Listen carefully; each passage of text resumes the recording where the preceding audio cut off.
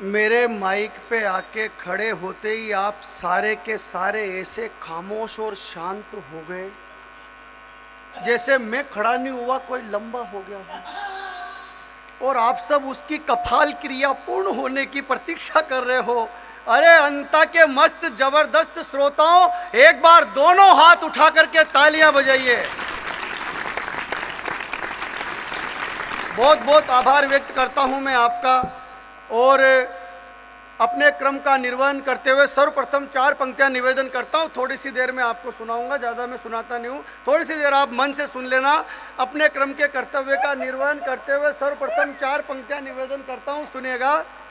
कि प्रथम प्रणाम मात शारदे के चरणों में, दूजा तिरंगे का विश्वगान लिखता हूं मैं। प्रथम प्रणाम मात शारदे के चरणों में, दूजा तिरंगे का विश्वगान लिखता हूं मैं। लिखता हूं भगत सुभाष और राजगुरु झांसी वाली रानी को आह्वान लिखता हूं मैं।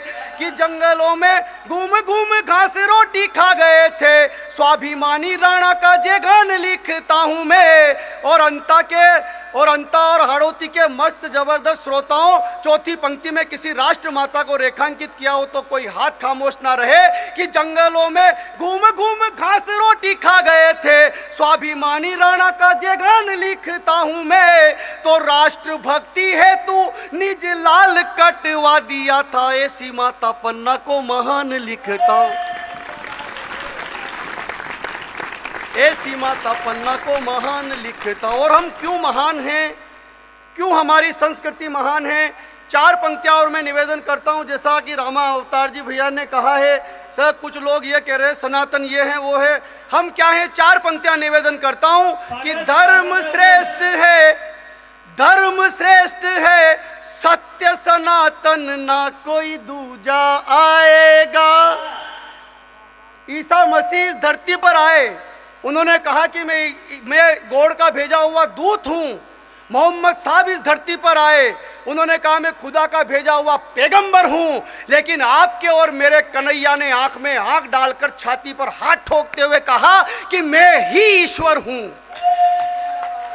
सर्वधर्मान परित्यज्य मामेकं शरणं व्रज अहं त्वां सर्वपापेभ्यो मोक्ष्यसि मा शुचः। क्या है, हम 4 पंक्तियां निवेदन करता हूं। कि धर्म श्रेष्ठ है, सत्य सनातन ना कोई दूजा आएगा। सोच है जिसकी जैसी उसको वैसा बूझा जाएगा। ताजमहल ताजमहल बनाया जिसने वो हर हाथ कटा डाला। बना रहा जो राम महल हर हाथ वो पूजा जाए। बना रहा जो राम महल हर हाथ वो पूजा जाएगा। कि हास्य व्यंग का कवि हूँ, ज़्यादा तनाव वनाव की बात मैं नहीं करूँगा। थोड़ी सी देर आप मुझे सुनना, मैं कोई ज्ञान व्यान की बात नहीं करूँगा भाई साहब। इसलिए नहीं करूँगा क्योंकि आज के ज़माने में जो ज्ञान दे वही सबसे बड़ा दुश्मन। सही बता रहा हूँ मैं, ज़्यादा ज्ञान बिल्कुल नहीं देना चाहिए। और मैं इसलिए भी ज्ञान नहीं देता हूँ क्योंकि ज़्यादा ज्ञान देने के चक्कर में 2-3 बाबा ऑलरेडी फंसे हुए हैं अंदर।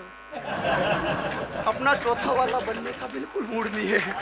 बचपन में माँ कहती थी मस्ती मत कर बाबा पकड़ लेगा, मस्ती मत कर बाबा पकड़ लेगा। बाबा को पुलिस ने पकड़ लिया, वो भी मस्ती के चक्कर में। कोई तनाव नहीं लेना, आनंद के साथ सुनो। देखो आप इस कवि सम्मेलन में आए हो, काहे के लिए आए, मजा लेने के लिए। मुझे आदरणीय ओम जी भाई साहब ने, निशा मुनि जी ने बुलाया, काहे के लिए, मजा देने के लिए। भाई साहब मैं 2 पंक्तियां पढ़ता हूँ, आप अपने आसपास देखना। अगर कोई ऐसा सूमड़ा फंसा हो, मनुष्य चेहरे पे लेके जो अभी तक नहीं हंसा हो, तो आप ऐसी ताली और ठहाका लगाना कि उसका भी सूमड़ापन दूर हो जाए। कि जिसकी मस्ती जिंदा है उसकी हस्ती जिंदा है, वरना बहुत सारे सूमड़ों को देख के लगता है कि ये जबरदस्ती जिंदा है।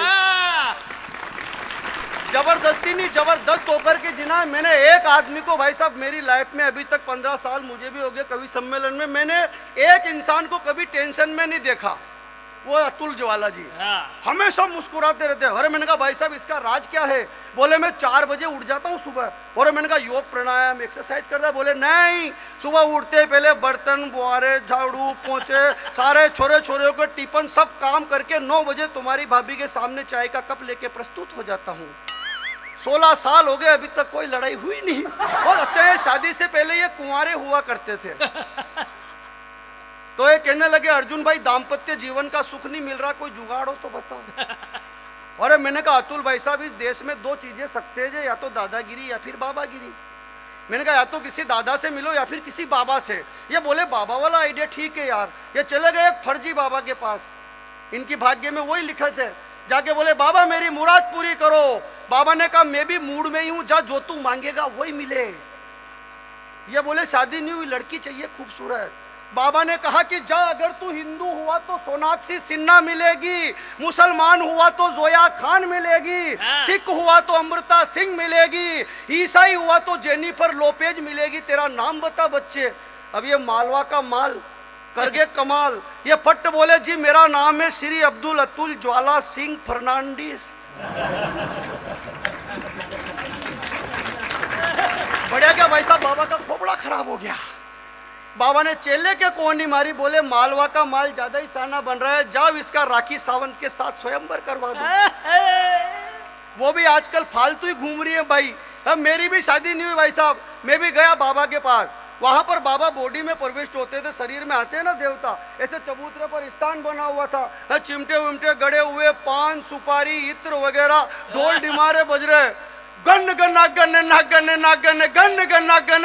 ताली नहीं बजाओगे तो ढोल ही बजेंगे, बाबा नहीं आएंगे फिर। गन गन्ना गन ना गन ना गन गन गन्ना गन ना गन ना गन गन गन्ना गन गन। जैसे ही बाबा बॉडी में आए उन्होंने कहा पूछो किसको क्या पूछना है। मैं चला गया। अब भाई साहब धाके धुके में मैं प्रश्न भूल गया। हाँ मैंने कहा बाबा मेरे छोरे छोरी नहीं हो रहे। उन्होंने वो अनाज के दाने उठाए मुझे दिए, बोले कितने हैं? अरे मैंने कहा ये तो 4 हैं। बोले रेपुटेशन डाउन मत कर, 3 नीचे से उठा। कितने हुए? मैंने कहा 7। बोले 7 महीने के भीतर भीतर खुशखबरी आएगी। तो मैंने पलट के कहा बाबा लेकिन मेरी तो शादी नहीं हुई। वो बाबा ने चिमटा निकाला और बोले बेवकूफ क्यों इफेक्ट में साइड इफेक्ट कर रहा है? अरे तेरे प्लांट के ठिकाने नियर बालकनी की डिजाइन सिलेक्ट कर रहा है। भाव के दलदल में खुद दस रहा है और मुझे दसा रहा है। तेरा बैंक अकाउंट 0 बैलेंस और फोकटी एटीएम मशीन में कार्ड फंसा। सूखे रेगिस्तान में समंदर नहीं मिलेंगे। बेवकूफ जब जमीन ही नहीं होगी तो फूल के आसमान में खिलेंगे। निकल यहाँ से। अरे मैंने कहा बाबा नाराज मत हो, एक आध ऐसा मंत्र बता दो कि कोई छोरी पड़ जाए। बाबा ने कहा बेवकूफ ऐसे मंत्र हमें मालूम होते। तो चबूतरे पे क्या अपने बाप को रोते? निकल यहाँ से। अच्छा कमाल का काम हो रहा है। लेकिन देखो ज्यादा ज्ञान मैं इसलिए भी नहीं देता हूँ, अंता वालों ज्ञान और पानी की शाश्वत परंपरा है ऊपर से नीचे आना। बड़ों के माध्यम से आदरणीय विनीत भाई साहब, जानी भाई साहब, ओम जी भाई साहब, इनके माध्यम से हम तक पहुंचे। पानी और ज्ञान की परंपरा ये ज्ञान देते हैं। एक दिन जानी वैरागी जी भाई साहब ने मुझे ज्ञान दिया। बोले अर्जुन तू गांव में रहता है बेटा, इस देश में 2 लाख घटनाएं होती हैं सांप के काटने की। बेटा तेरे गांव में किसी इंसान को कोई सांप काट ले तो जिस जगह पर काटा है उसके ठीक 2 इंच ऊपर कस के रस्सी बांधना, इंसान मरेगा नहीं, बच जाएगा, ये पुण्य का काम है। मैंने कहा ठीक है भाई साहब, इतने बड़े कवि ने कहा। मैंने इनकी बात मान ली। परसों मेरे मोहल्ले में एक 80 साल की डोगरी को सांप ने काट लिया भाई साहब।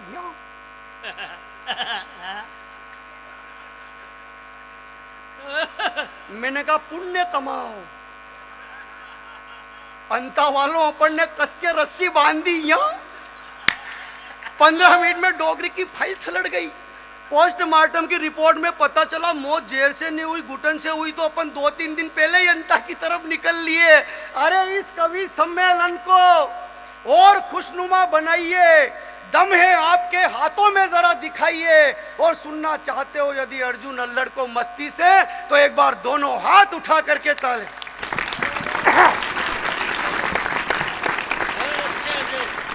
और माइक वाले भाई साहब इसका बेस बढ़ाइए, क्योंकि बेबी को बहुत आध्यात्मिक हो आप, प्रणाम करता हूँ मैं। हाँ, ये ऐसा होना बढ़ाया क्या? नहीं बढ़ाना था, वापस वापस वैसा ही कर दो। हाँ, हम कभी कुछ नहीं जानते। और वैसे भी देखो भैया, हम कवियों को हमारी लुगाइयाँ सीरियस नहीं लेती, तू क्यों लोड ले रहा है? तो कहना पड़ता है। लेकिन अतुल भाई साहब, एक कवि के गांव में कवि सम्मेलन हुआ, उसने गांव वालों पे इंप्रेशन झाड़ने के लिए माइक वाले से कहा इसका बेस बढ़ाओ, इको बढ़ाओ, ट्रेबल बढ़ाओ, ये करो वो करो। माइक वाले का दिमाग खराब, उसने ऐसा माइक सेट किया कि 15 मिनट में कवि का गला खराब, गला खराब तो परफॉर्मेंस खराब। कवि सम्मेलन उसके गांव में रात के 12 बजे घर चला गया, जाके दरवाजा बजाया, दरवाजा खोलो, मैं आ गया। तो अंदर से आवाज आई कि दरवाजा तो खुल रहा है, आप तो अंदर ही चले आओ, वैसे भी सोनू के पापा तो कवि सम्मेलन में गए जो सुबह तक आएंगे।